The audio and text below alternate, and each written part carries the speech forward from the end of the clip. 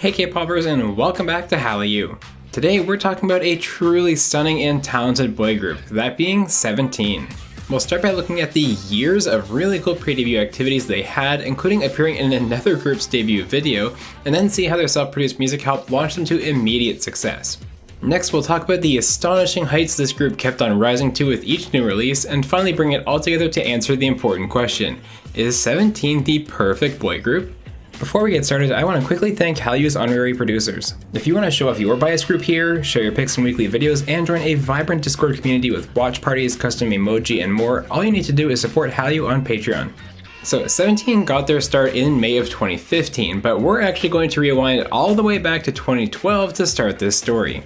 That's because 17 Sunbays at Playtest Entertainment, that being boy group Newest, had their debut on March 15th, 2012. And why do I bring that up? Well, in this iconic debut for the group, there are many future 17 members featured, most prominently in this scene where Mingyu, Wonwoo, Uzi, S-Coups, and Hoshi all appear together. And that cameo was far from the only pre-debut content the members of 17 would make. In fact, they had a multi-season show called 17 TV that started in 2013, 2 years before their debut. This show featured practice performances and content to introduce each trainee individually, as well as concerts to end some seasons. And that still wasn't it. The boys also had the show 17 Project Big Debut Plan, where over the course of May 2015, hype kept building on the show, culminating in their debut showcase. In fact, this was the first time that a boy group had ever debuted with a live showcase on a major broadcaster, that being MBC, and this showcase was actually hosted by after-school members Reina and Lizzie. Now 17 has 13 members in it, so I'm sure a lot of you who don't bias the group are wondering why their name is 17, not 13. Well, it has to do with the group's composition. You see, 17 has 3 different units within it. There's the hip-hop unit with members S-Coups, Wonwoo, Mingyu, and Vernon, the vocal unit with Uzi, Junghan, Joshua, DK, and Sunkwon, and the performance unit with Hoshi, Jun, The 8, and Dino. So 17 symbolizes 13 members, plus 3 units, plus 1 group. And what a powerhouse group they are right from debut. They dropped their debut EP 17 Carat 3 days after that showcase on May 29th, 2015, and it was incredibly popular. It sold over 108,000 copies, was the longest charting K-pop album of that year in the US, and was the only rookie album to appear in Billboard's end of year top 10 albums list. I absolutely love the debut single Adore You, and it's one of my favorite boy group debuts of all time. And that beat track 20 from the vocal unit, what a beautiful song that's guaranteed to melt your heart. 17 would continue dominating in their rookie year as their comeback Boys B and the song Mansei would become the highest selling rookie album of 2015, and it earned them a Golden Disc Award, Seoul Music Award, and Gaon Chart K-pop Award. Now another really amazing thing to know about this group is that they are for all intents and purposes self-composed. If you look at 17's album credits, even on their debut album, many members are credited for the lyrics, the music, and the arrangement of their songs. And in the case of 17, it's so obvious because every release just suits them so well and is channeled through their voices and choreography. So it should be no surprise that when they dropped their first studio album, Love and Letter, it went straight to the top of the charts, becoming their first #1 album and selling over 280,000 copies globally. And of course, the lead single Pretty You was incredibly popular as well, leading to this moment when the group took their first win on the May 4th, 2016 episode of Show Champion.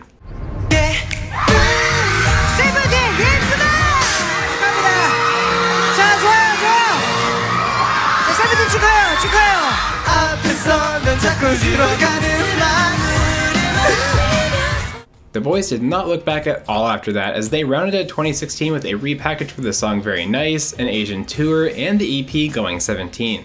But even though 17 was already killing it, ironically the year 2017 is when 17 really took it to the next level and became a perennial top-tier boy group.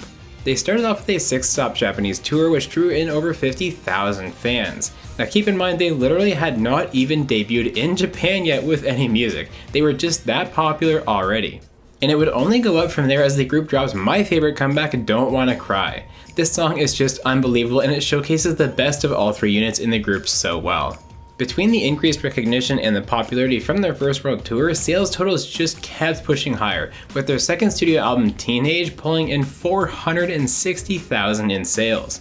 After being recognized by Time magazine as one of the 6 best K-pop groups, the boys actually made their Japanese debut this time with the EP We Make You, and unsurprisingly it did incredibly well. And yet this is 17 we're talking about, so the heights that they reach with every passing comeback would just keep on getting better and better. One of the biggest and most obvious signs of just how big 17 had become came when their 6th EP, You Made My Dawn, released. This of course came with the title track Home, and wow was it popular. The song would end up pulling off not one, but 2 different Triple Crowns on music shows, meaning 3 straight wins on a particular show, while also pulling off what's called a Grand Slam, meaning at least 1 win on every show. With 10 total music show wins and 700,000 copies sold, 17 were in rarefied air when it comes to boy groups. And yet I'm already going to sound like a broken record because this boy group was still exploding in popularity. Their 3rd studio album, which dropped in September 2019, eclipsed that 700,000 sales mark in the first week, clearing a mind-boggling 1.4 million in global sales and earning them a Daysong for Album of the Year. This is the magic of 17. They can just do anything and do it really well, and all they do is constantly improve. And since they make their own music and have that autonomy, it shows in every possible way with each new comeback. So it makes sense that it was about time to break some records, don't you think? When their EP Hangaure dropped, it not only hit #1 in Korea, but also hit #1 on Oricon's weekly album chart, and it stayed there for a 2nd consecutive week. This made 17 the first foreign male artist since the 2007 Backstreet Boys album Unbreakable to chart at #1 for multiple weeks on Oricon. Oh, and we are not done there because a few months later 17 dropped their 2nd Japanese album 24 Hour. This also hit #1 on that same weekly albums chart, and it meant that 17 had released 4 consecutive #1 albums in Japan. The last foreign male artist to do that was the Bay City Rollers in the year 1977. And just in case you were worried the boys were going to slow down from that incredible height, nope, their album Semicolon and the lead single Home Run sold over 1 million copies in pre-orders. And after some more great releases in the form of Not Alone and Ready to Love, some precedent-setting news came out of Playtest Entertainment. On July 19th, 2021, it was announced that all 13 members renewed their contracts, and we know now that the renewal was for 5 more years. And with that new stability, they dropped their 9th EP, Attica, and lead single, Rock With You. I mean, this song is by far their best MV, the song itself is incredible too, and the album overall is amazing. It's truly a work of art. So just how high has 17 currently reached with this latest EP? Well, it hit #1 in Korea, #1 in Japan, and #1 in the US World Chart, and it hit number 13 on the Billboard 200 album chart for all of the US. And the sales totals, guys, this number is ridiculous. The global sales totals, primarily composed of Korean and Japanese sales, total 2.46 million. Are you kidding me? Almost 2.5 million copies. I'm speechless. Attica is a world-class album from a world-class boy group, and those are absolutely some world-class sales totals. Now, stepping back for a second, I've never truly considered myself to bias 17, primarily due to my absurd girl group bias that overarches everything, but 17 are definitely my favorite boy group in K-pop right now. And I feel kind of absurd for even uttering these words, but honestly, I think they might be the perfect boy group, or at least as close to perfect as you can get. I mean, what more can you reasonably ask for from these 13 boys? They've been involved in their music at every level since day one. They've had 3 different units which excel at singing, dancing, and performing, and they get to showcase their individual strengths in each release that comes out. They're so incredibly consistent, and they regularly release quality EPs and studio albums without it ever feeling half-baked or rushed. And despite them being a 13-member group, they survived the dreaded 7-year curse and all signed on for another 5 years, giving us 12 full years of 17. This group is so unbelievably talented, they believe in each other and their music, and they seemingly can do no wrong. It's been an absolute pleasure watching them come so far since their debut in 2015 and standing in awe at how quickly they've become a superstar boy group at the pinnacle of K-pop, selling multi-millions on a single album. And I cannot wait to see the heights that they'll reach in the next 5 years too. So that is the story of 17 so far. Which unit in the group is your favorite, and what's been your favorite release from the boys? I'm really curious.